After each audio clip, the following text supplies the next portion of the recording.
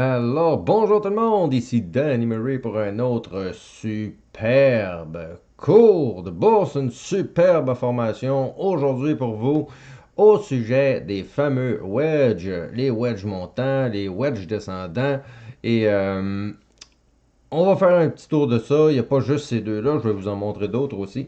Donc, faut comprendre la base. Alors, on commence ça à l'instant. Et en passant, si vous avez apprécié ce genre de petite formation, vous pouvez m'exploser des beaux pouces bleus parce que je vous le promets, ça en vaut la peine. Merci d'être là, merci de supporter ma chaîne et on commence cette vidéo à l'instant. Donc, nous avons les fameux wedges. Qu'est-ce que c'est un wedge? Vous voyez ici la ligne verte, c'est la ligne du prix de l'action qui monte et qui monte et qui monte. Donc, on va faire des dessins par-dessus ça. Donc, la ligne noire que vous voyez va encadrer toutes ces lignes-là approximativement et on va dessiner ça par-dessus le graphique pour arriver à un wedge qu'on appelle. Donc, un coin ou je ne sais pas trop comment l'appeler, mais c'est un wedge en anglais et il n'y a pas de traduction en français. Donc, le fameux wedge, qu'est-ce que c'est exactement? Donc, on a justement, dans le cas ici, un bull flag. Donc, ça monte et ça monte. Et à un certain moment, on est capable enfin de dessiner des lignes. Donc là, on va dessiner nos lignes. On sait approximativement où l'on va. Et qu'est-ce qu'il faut comprendre dans les fameux wedges? C'est qu'habituellement, ça va dans le sens opposé de la direction du wedge. Donc, vous voyez ici la direction du wedge qui est vers le haut. Ici, la direction du wedge est vers le bas. Donc, ça vous donne une petite idée. On s'imagine que tout va bien et ça va se mettre à monter en fou. Et malheureusement, non, c'est le contraire. Donc, un wedge montant veut dire que ça va baisser, ça va dropper, qu'on a par ici au Québec. Et un wedge descendant, c'est le contraire, ça va résulter en une hausse. Pourquoi tout cela? Donc, comme ici, je vous ai mis des petites lignes pour vous montrer euh, la raison originale de ça. C'est que on a un fort volume, on a beaucoup de hausses, donc vous voyez la distance entre les lignes ici, et plus ça va, moins il y a de distance entre les lignes, et d'une certaine manière, ici les volumes devraient se mettre à descendre, puisqu'il y a de moins en moins de momentum, de moins en moins d'excitation, de moins en moins de vouloir faire monter le prix de cette action-là, ce qui en résulte au bout en une baisse. On ne sait jamais où ça va aller cette baisse, mais on commence ça avec une baisse, c'est clair. Faut bien comprendre que ces choses-là, ça me semblerait théoriquement un bull flag, comme vous me connaissez, je suis très très très bull flag. Donc ça nous semblerait un bull flag ici, et ça théoriquement nous semblerait un bear flag. Mais ce n'est pas le cas. Ne vous trompez pas, c'est pas parce que justement on a un fanion qui monte comme ça et qui se termine en wedge d'une certaine manière, parce qu'il y a un angle ici. Le fanion, lui, serait théoriquement plus triangulaire droit, mais ici, ça monte, mais pourtant le résultat est complètement différent.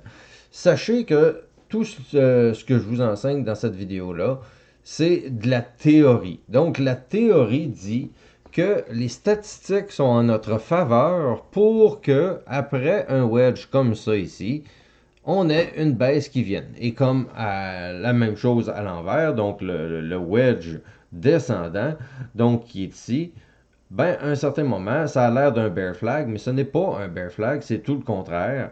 C'est une figure qui nous démontre que le gros vent majeur de baisse qu'on a eu ici est en train de s'essouffler doucement jusqu'à ce qu'à un certain moment, on casse cette ligne de résistance qui va justement casser à la hausse.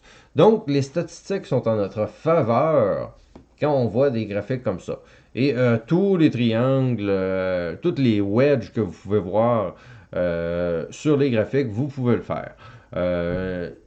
Ce fameux triangle-là n'est pas exclusif à une hausse n'est pas exclusif au bull flag ou au bear flag ou peu importe, aux continuations.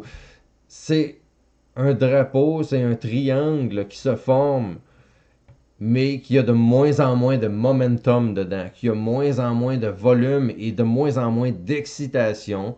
Et c'est pour ça que, vu qu'il y a de moins en moins d'excitation, dans le cas ici, de moins en moins d'excitation à la hausse, ici de moins en moins d'excitation à la baisse, ça veut dire qu'à un certain moment, ben, dans le cas ici, s'il y a de moins en moins d'intérêt, moins en moins d'excitation, ben, à un certain moment, les vendeurs vont revenir tranquillement et vont se mettre à faire descendre ça lentement, mais sûrement jusqu'à ce que, justement, les acheteurs se remanifestent et remanifestent un intérêt à un niveau X, Y, Z. Je ne sais pas quels sont les niveaux, mais quand même, tout ça pour vous montrer que c'est un épuisement, dans le cas ici, des acheteurs, un épuisement ici des vendeurs. Donc, quand il n'y aura plus de vendeurs, les acheteurs vont revenir, et quand il n'y aura plus d'acheteurs, les vendeurs vont revenir. Donc, c'était ça pour cette petite section-là. Je vous montre les deuxièmes situations pour les wedges. Alors, nous voilà pour la deuxième situation. Comme vous voyez, c'est sensiblement la même chose, mais c'est quand même carrément, totalement différent. Donc, tout à l'heure, nous avions un wedge de petites secondes. Je vais prendre mon écriture. On avait un wedge qui s'en allait un petit peu comme ça ici. Donc là, présentement, c'est carrément le contraire. Donc, vous allez voir que, alors, par exemple, dans le cas ici, ça a vraiment beaucoup plus l'air d'un bull flag. Donc, peu importe, triangle symétrique ou triangle ascendant ou un wedge. Dans le cas ici, c'est un wedge montant et on va espérer justement casser à la hausse puisque on s'en va, le breakout se fait dans la direction opposée du wedge. Donc tout à l'heure, on montait, et on continuait de monter sans arrêt, tandis qu'ici, on a monté, monté, monté, et là, on consolide du mieux qu'on peut jusqu'à ce que, éventuellement, les acheteurs se manifestent. Qu'est-ce qui va se passer dans le cas d'un bull flag ici? Je l'explique souvent. On a une grosse hausse qui se produit. On va consolider plus haut, donc on va épuiser les vendeurs qui sont là à tous ces niveaux-là pendant, ça peut être très long ou très court, peu importe, mais pendant un certain moment, et jusqu'à ce qu'il y ait moins en moins de vendeurs et que les acheteurs reviennent à la charge et qu'eux prennent le contrôle de tout ça, vu qu'il n'y a plus d'acheteurs, qu'il n'y a plus d'intérêt à la baisse de cette action-là. Donc, ce wedge-là, de cette façon-là, c'est la façon qu'on va le voir. Donc, c'est une pression à la baisse qui se termine, tandis que tout à l'heure, sur l'autre graphique, c'était une pression à la hausse qui se terminait. Donc, la pression à la hausse était comme ça. Donc, une pointe vers le haut, la résultante est le résultat inverse. Donc ici, la pente est vers le bas sur le wedge et le résultat est l'inverse. On s'en va vers le haut. Donc, vous voyez un petit peu le principe. Ces wedges-là se retrouvent partout. On les voit et je les démontre ici avec des hausses avant et des baisses après, puisque nous, on trade et on fait des transactions dans des actions qui ont déjà beaucoup monté ou beaucoup baissé. On n'est pas sur une action qui a bougé d'un demi pour cent. On est sur des actions à 50% ou 100%. Donc, c'est pour ça que j'y vais plus mode fanion, plus mode explosion, soit à la hausse ou soit à la baisse, pour bien comprendre qu'est-ce qui se passe dans les mouvements que l'on voit à la bourse. Et mais ces wedges-là peuvent exister sans même avoir de fanion, sans même avoir de pôle qui monte extrêmement comme ça. Ça peut être simplement d'un graphique. Un graphique qui s'en va lentement mais sûrement comme ça et on le voit s'en venir tranquillement qu'il y a de moins en moins d'intérêt et ça repart à la hausse. Donc, encore une fois, ce n'est pas une divinité et ça ne fait pas un travail de devin.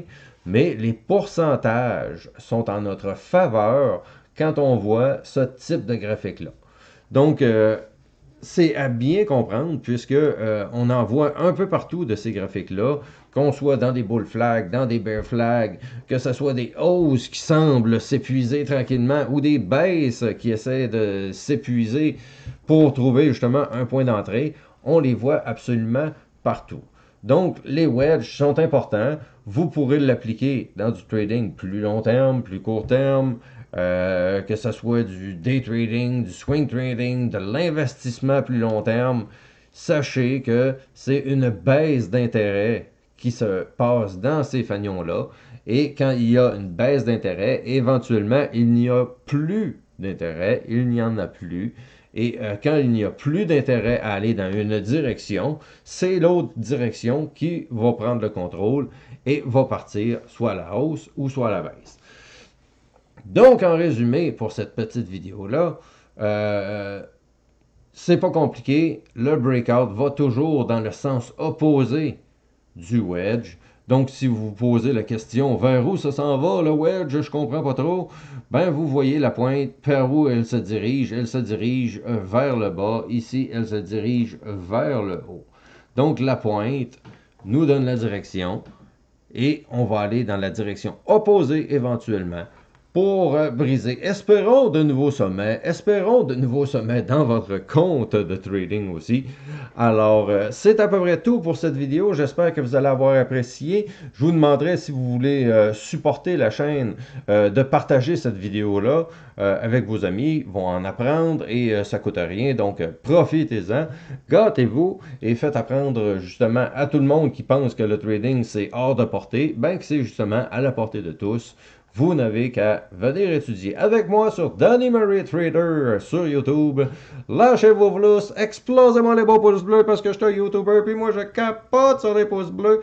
Vous pouvez me laisser des commentaires et merci beaucoup de votre présence, très apprécié. Et merci à tous et on se reparle très bientôt dans une prochaine vidéo. Ciao tout le monde!